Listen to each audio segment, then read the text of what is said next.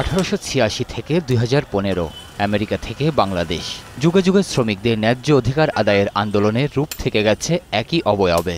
আজ থেকে প্রায় 150 বছর আগে শ্রমিকদের দৈনিক 8 ঘন্টা কাজ ও তার প্রাপ্য মজুরির দাবিতে যে আন্দোলন শুরু হয়েছিল তা আজও চলমান।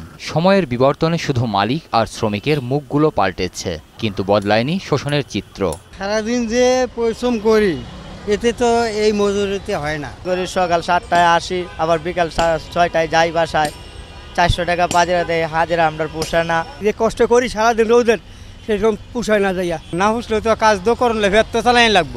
এখনও সাপ্তাহিক ছুটি থেকে বঞ্চিত দিনমজুরেরা, আর পুরুষের সমান কাজ করেও অর্ধেক পারিশ্রমিক নিতে বাধ্য থাকতে হয় নারী শ্রমিকদের। সারা পৃথিবীতে শ্রমিক দিবস পালন হয়, কিন্তু আমাদের ছুটি হয় না। রবিবার শুক্রবার নাও একদিন বন্ধ থাকলে ভালো হয়। 500 পাই, 400 পাই, 300 পাই, 200 পাই, আবার কোনোদিন পাই না। পুরুষের মনে করেন মিস্ত্রি গো 500 দেয়, ওই পুরুষ গো 400 দেয়, আমার 300 দেয়। শ্রমিকদের অধিকার আদায়ে ব্যর্থতার কথা স্বীকার করার পাশাপাশি মালিক শ্রেণীর মুনাফালোভী মানসিকতাকেও দায়ী করলেন শ্রমিক নেতারা। শ্রমিকরা যে ন্যায্য অধিকারের জন্য সংগ্রাম করেছে, যুদ্ধ করেছে, মূলত সে অধিকারটা তারা অধিকার থেকে বঞ্চিত হয়ে রয়েছে। যেভাবে নেতৃত্ব দিয়ে শ্রমিকের অধিকার প্রতিষ্ঠিত করতে হবে সে জায়গা থেকে আমরা ব্যর্থ হয়েছি। বাংলাদেশে বেশিরভাগ কারখানাতে শ্রম আইন আছে, কিন্তু শ্রম আইনের বাস্তবায়ন নাই। 5000 কারখানার মধ্যে আমরা মাত্র 300টি কারখানাতে ট্রেড ইউনিয়ন করতে পেরেছি।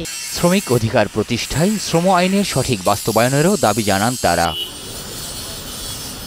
সঞ্জয় অধিকারী, 21 টেলিভিশন, ঢাকা।